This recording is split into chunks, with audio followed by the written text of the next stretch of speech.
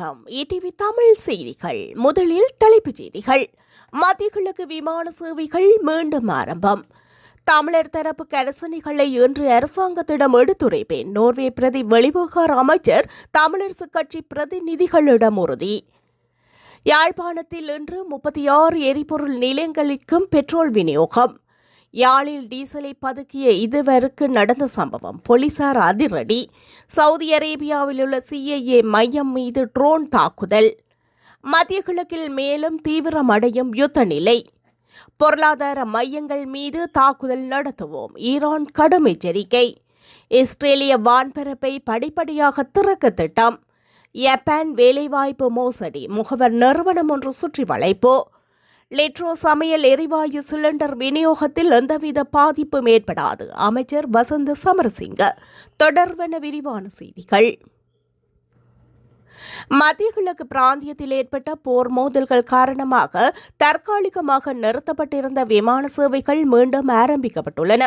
அதற்கமைய நேற்று பிற்பகல் கட்டுநாயக்க சர்வதேச விமான நிலையத்திலிருந்து துபாய் நோக்கி முதலாவது விமானம் புறப்பட்டு சென்றுள்ளது. ஃபீல்ட் ஏர் விமான சேவைக்கு சொந்தமான 8D821 என்ற விமானம் நேற்று பிற்பகல் 1:20 மணியளவில் கட்டுநாயக்காவிலிருந்து துபாய் நோக்கி புறப்பட்டதாக விமான நிலைய பொறுப்பதிகாரி தெரிவித்துள்ளார். இந்த விமானத்தில் 47 பயணிகளும் 10 விமான பணியாளர்களும் பயணித்துள்ளதாக தெரிவிக்கப்படுகின்றது. மத்திய கிழக்கு வான்பரப்பு குறிப்பிட்ட ஒரு காலப்பகுதிக்கு மாத்திரம் திறக்கப்பட்டுள்ள நிலையில் அந்த இடைப்பட்ட நேரத்தில் விமானங்கள் இவ்வாறு மத்திய கிழக்கு நாடுகளுக்கு பறக்கின்றன. இதற்கிடையில் ஏர் அரேபியா நிறுவனத்துக்கு சொந்தமான G959 என்ற விமானம் நேற்று மாலை 4:45 மணியளவில் கட்டுநாயக்காவிலிருந்து சார்ஜா நோக்கி புறப்பட்டு சென்றுள்ளது. இதில் 44 பயணிகளும் 10 பணியாளர்களும் பயணித்துள்ளனர். எதிர்வரும் நாட்களில் மத்திய கிழக்கு பிராந்தியத்திற்கான ஏனைய விமான சேவைகளும் படிப்படியாக வழமைக்கு திரும்புவதற்கான அதிக வாய்ப்புகள் உள்ளதாக கட்டுநாயக்க விமான நிலைய வட்டாரங்கள் தெரிவிக்கின்றன. புதிய அரசியலமைப்பு உருவாக்கம் மற்றும் மாகாண சபை தேர்தல்களை நடத்துதல் என்பவற்றில் தொடரும் காலதாமதம் உள்ளடங்கலாக தமிழரசுக் கட்சியின் பிரதிநிதிகள் வெளிப்படுத்திய மனித உரிமைகள் சார் கரிசனைகளை செவிமடுத்த நோர்வே பிரதி வெளிவிவகார அமைச்சர் ஆண்ட்ரியாஸ் கர்வேக் இந்த கரிசனைகள் தொடர்பில் அரசாங்கத்தின் பிரதிநிதிகளிடம் எடுத்துரைக்கவிருப்பதாக தெரிவித்துள்ளார். உத்தியோகபூர்வ விஜயம் ஒன்றை மேற்கொண்டு நாட்டிற்கு வருகை தந்திருக்கும் நோர்வே பிரதி வெளிவிவகார அமைச்சர் மற்றும் இலங்கை தமிழரசுக் கட்சியின் பொதுச் செயலாளர் M.A. சுமந்திரன் ஆகியோருக்கு இடையில் நேற்று கொழும்பில் உள்ள சங்கரிலா ஹோட்டலில் சந்திப்பு ஒன்று இடம்பெற்றுள்ளது.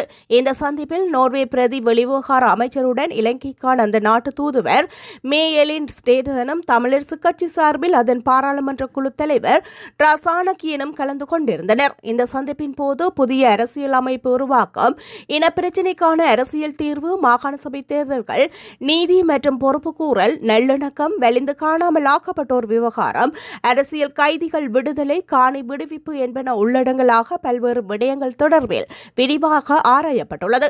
அதன்படி தற்போதைய சூழ்நிலையில் புதிய அரசியல் அமைப்பு ஒன்று நாட்டிற்கு ஏன் அவசியம் என நோர்வே பிரதி வெளிவிவகார அமைச்சரிடம் எடுத்துரைத்த தமிழ் பிரதிநிதிகள் இவ்விடயம் தொடர்பில் அரசாங்கத்தினால் அளிக்கப்பட்ட வாக்குறுதிகள் மற்றும் தற்போது அரசாங்கத்தினாலும் தமிழ் தேசிய அரசியல் கட்சிகளினாலும் முன்னெடுக்கப்பட்டு வரும் நடவடிக்கைகள் என்பன குறித்தும் விளக்கம் அளித்துள்ளனர்.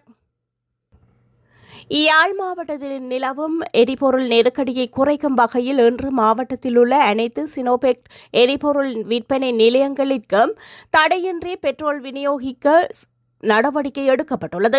யாழ் மாவட்ட அரசு அதிபர் மருதலிங்கம் பிரதீபன் இலங்கை பெட்ரோலிய கூட்டுத்தாபனத்தின் தலைவர் DS ராஜகருணாவுடன் நேற்று மேற்கொண்ட அவசர தொலைபேசி உரையாடலை தொடர்ந்து இந்த தீர்மானம் எட்டப்பட்டுள்ளது. எரிபொருள் நிலையங்களில் காணப்படும் நீண்ட வரிசைகளை கட்டுப்படுத்தும் நோக்கில் கொலனாவையிலிருந்து நேரடியாக விற்பனை நிலையங்களுக்கு எரிபொருளை விநியோகிக்க பெட்ரோலிய கூட்டுத்தாபன தலைவர் சம்மதம் தெரிவித்துள்ளார். இதற்கான விநியோக பட்டியலை வட பிராந்திய பெட்ரோலிய கூட்டுத்தாபன முகாமையாளர் சிவகரன் தயாரித்துள்ளார். விநியோக நடவடிக்கைகளை முறைப்படி ஒழுங்குபடுத்துமாறு அரசு அதிபர் அவருக்கு அறிவுறுத்தியுள்ளார்.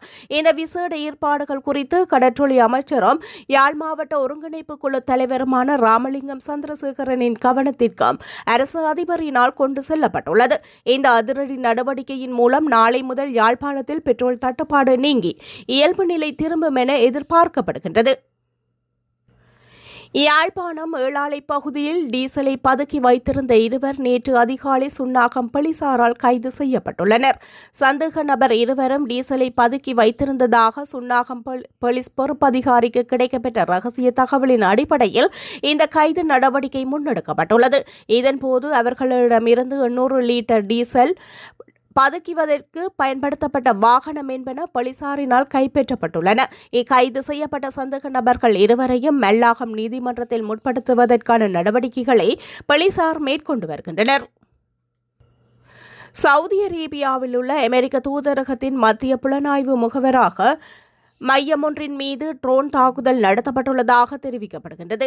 ரியாத்தில் உள்ள தூதரக வளாகத்தின் மீது 2 ட்ரோன் தாக்குதல்கள் நடத்தியதை அமெரிக்காவும் சவுதி அரேபியாவும் உறுதிப்படுத்தியுள்ள போதிலும் இந்த தாக்குதலில் இலக்கு CIA மையமா என்பது குறித்த தகவல்கள் இதுவரை வெளியாகவில்லை என ராய்ட்டர்ஸ் செய்தி சேவை தெரிவித்துள்ளது. இந்த தாக்குதலினால் தூதரகத்தின் கூரையின் ஒரு பகுதி இடிந்து விழுந்துள்ளதோடு உட்பகுதி புகையினால் சூழப்பட்டுள்ளதாக அந்த செய்தி சேவை மேலும் குறிப்பிட்டுள்ளது. தூதரகத்திற்கும் சேதம் ஏற்பட்டுள்ள போதிலும் அங்கிருக்கும் பணியாளர்களை அதே இடத்தில் இருக்குமாறு அறிவுறுத்தப்பட்டுள்ளதாக தெரிவிக்கப்படுகின்றது. இஸ்ரேலும் ஐக்கிய அமெரிக்காவும் இணைந்து ஈரான் மீது தாக்குதல் நடத்தி இன்றுடன் 5 நாட்கள் ஆகின்றன. இவ்வாறானதொரு பின்னணியில் மத்திய கிழக்கில் யுத்த மோதல்கள் தற்போது மேலும் தீவிரமடைந்து வருகின்றன.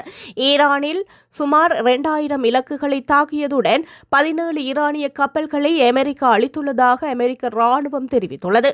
அரபிக் வளைகுடா, ஹோமஸ் நீரிணை அல்லது ஓமான் வளைகுடா ஆகிய பகுதிகளில் தற்போது ஈரானின் ஒரு கப்பல் கூட பயணிக்கவில்லை எனவும் அமெரிக்க ராணுவம் குறிப்பிட்டுள்ளது.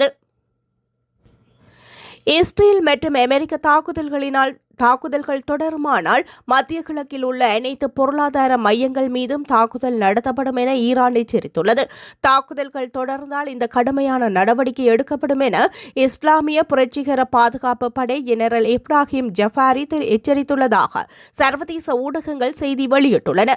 அமெரிக்காவும் இஸ்ரேலும் ஈரானின் பிரதான மையங்கள் மீது தொடர்ந்து தாக்குதல் நடத்த தீர்மானித்தால் அதற்கு பதிலடியாக பிராந்தியத்தின் அனைத்து பொருளாதார மையங்களும் இலக்கு வைக்கப்படும் என அவர் குறிப்பிட்டுள்ளார். தற்போது ஹோமஸ் நீரிணை மூடப்பட்டுள்ளதால் இதன் காரணமாக உலக சந்தையில் மசகு எண்ணெய் விலை ஏற்கனவே $80 கடந்துள்ள நிலையில் இது விரைவில் $200 எட்டக்கூடும் என்றும் அவர் எச்சரித்துள்ளார். இதேவேளை ஈரான் மீது நடத்தப்பட்டு வரும் தாக்குதல்கள் காரணமாக இதுவரை அந்த நாட்டில் 700க்கும் மேற்பட்டோர் உயிரிழந்துள்ளதாக ஈரான் செம்பறை சங்கம் தெரிவித்துள்ளது.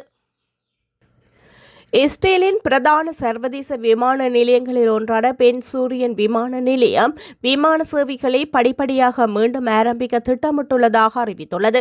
இஸ்ரேலிய வான்பரப்பை புதன்கிழமை முதல் வியாழக்கிழமை வரை 2 கட்டடங்களின் கீழ் படிப்படியாக திறப்பதற்கு தீர்மானிக்கப்பட்டுள்ளதாக விமான நிலைய அதிகார சபை குறிப்பிட்டுள்ளது. முதலாம் கட்டமாக மணித்தியாலத்திற்கு 1 பயணிகள் விமானத்தை மாத்திரம் இயக்க திட்டமிடப்பட்டுள்ளது. 2ஆம் கட்டமாக மணித்தியாலத்திற்கு 2 பயணிகள் விமானம் வரை சேவைகளை அதிகரிப்பதற்கு எதிர்பார்க்கப்படுகின்றது. எவ்வாறாயினும் 2ஆம் கட்டம் ஆரம்பிக்கப்படும் குறிப்பிட்ட காலவரையறை குறித்து இதுவரை எந்த தகவலும் வெளியிடப்படவில்லை. பின்னணியில் ஈரான் மீது நடத்தப்பட்ட அமெரிக்க இஸ்ரேலிய வான்வழி தாக்குதல்கள் ஆரம்பமானதை அடுத்து கடந்த சனிக்கிழமை அன்று இஸ்ரேலின் வான்பரப்பு முழுமையாக மூடப்பட்டிருந்தமையும் குறிப்பிடத்தக்கது.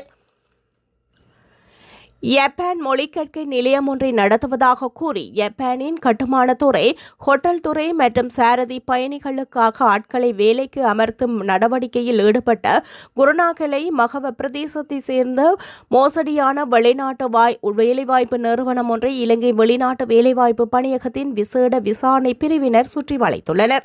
ஜப்பானில் வேலை பெற்றுத் தருவதற்காக இந்த நிறுவனத்தின் உரிமையாளர் ஒருவரிடமிருந்து 7,50,000 பணத்தை பெற்றுக்கொண்டு வாக்குறுதி அளித்தபடி வேலை பெற்றுக் கொடுக்கவில்லை என பணியகத்திற்கு கிடைத்த முறைப்பாட்டிற்கு அமைய இந்த விசாரணை முன்னெடுக்கப்பட்டுள்ளது. விசாரணை அதிகாரிகள் உளவாளி ஒருவரை பயன்படுத்தி மேற்கொண்ட தேடுதலில் ஜப்பான் மொழி பயிற்சியின் போர்வையில் இந்த நிறுவனம் இயங்குவது, தகுதியற்ற நபர்களுக்கு போலி பல்கலைக்கழக பட்ட சான்றிதழ்கள் மற்றும் ஏனைய தேவையான சான்றிதழ்களை கள்ளத்தனமாக தயாரித்துக் கொடுப்பதும் கண்டறியப்பட்டுள்ளது. லிட்ரோ சமையல் எரிவாயு சிலிண்டர் விநியோகத்தில் எந்தவித பாதிப்பும் ஏற்படாது. இந்த மாதம் மாத்திரம் 38,000 மெட்ரிக் டன் எரிவாயு தொகை விநியோகிக்கப்படும். லாப் நிறுவனம் தனது நுகர்வோருக்கு தடையின்றி எரிவாயு சிலிண்டரை விநியோகிக்காவிடின் மஞ்சள் நிற சிலிண்டரை நீல நிற சிலிண்டராக மாற்றி அமைக்கும் தீர்மானம் எடுக்கப்படும் என்று வர்த்தகத்துறை, உணவு பாதுகாப்பு மற்றும் கூட்டுறவு அபிவிருத்தி அமைச்சர் வசந்த சமரசிங்க தெரிவித்துள்ளார். பாராளுமன்றத்தில் நேற்று நடைபெற்ற அந்நிய சிலாவளி சட்டத்தின் கீழான கட்டளை மீதான விவாதத்தில் உரையாற்றும் போதே அவர் இதனை குறிப்பிட்டுள்ளார்.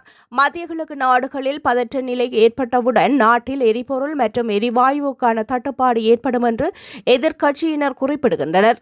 குறுகிய அரசியல் நோக்கங்களை முன்னிலைப்படுத்தி மக்கள் மத்தியில் அச்சத்தை ஏற்படுத்துகிறார்கள்.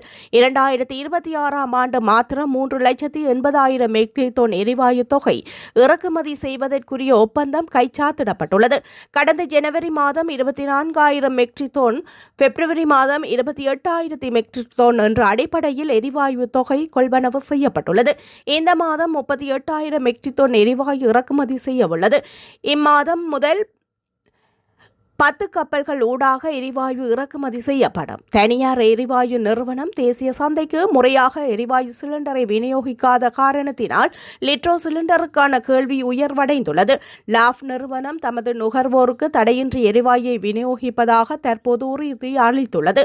10,000 மெட்ரிக் டன் எரிவாயுவை அரசு நிறுவனத்தினூடாக கொள்வனவு செய்வதற்கு இந்த நிறுவனத்திற்கு வசதிகளை தற்காலிகமாக ஏற்படுத்தி கொடுக்க உள்ளோம் என தெரிவித்துள்ளார். இலங்கையில் நீண்டகாலமாக சர்ச்சைக்குரியதாக இருந்து வரும் பயங்கரவாத தடை சட்டத்தை முழுமையாக நீக்க வேண்டும் அல்லது அதன் பயன்பாட்டை தவிர்க்க வேண்டும் என ஐக்கிய நாடுகள் மனித உரிமைகள் பேரவையில் இலங்கை தொடர்பான முக்கிய குழு மீண்டும் ஒரு முறை வலியுறுத்தியுள்ளது. பிரித்தானியா, கனடா, மலாவி, மொண்டிக்னோ மற்றும் வடக்கு மசிடோனியா ஆகிய நாடுகள் அடங்கிய இந்த முக்கிய குழுவின் சார்பில் பிரித்தானியாவின் மனித உரிமைகள் தூதுவர் எலினோர் சாண்டர் இந்த விசேட அறிக்கையை சமர்ப்பித்துள்ளார். தற்போது முன்மொழியப்பட்டுள்ள பயங்கரவாதத்திலிருந்து அரசை பாதுகாப்பு சட்டம் முந்தைய சட்டத்தை விடவும் பாரிய மனித உரிமை மீறல் கவலைகளை தோற்றுவிப்பதாக குழு சுட்டிக்காட்டியுள்ளது. எந்தவொரு பயங்கரவாத எதிர்ப்பு சட்டமும் இலங்கையின் சர்வதேச மனித உரிமை பொறுப்புகளுக்கு இணங்க அமைவது அவசியம் என வலியுறுத்தப்பட்டுள்ளது. ராணுவத்தின் வசமுள்ள காணிகளில் சில விடுவிக்கப்பட்டுள்ளதை ஏற்றுக்கொண்டாலும் அந்த செயல்முறை மிகவும் மந்தகதியில் உள்ளதாக கவலை தெரிவிக்கப்பட்டுள்ளது.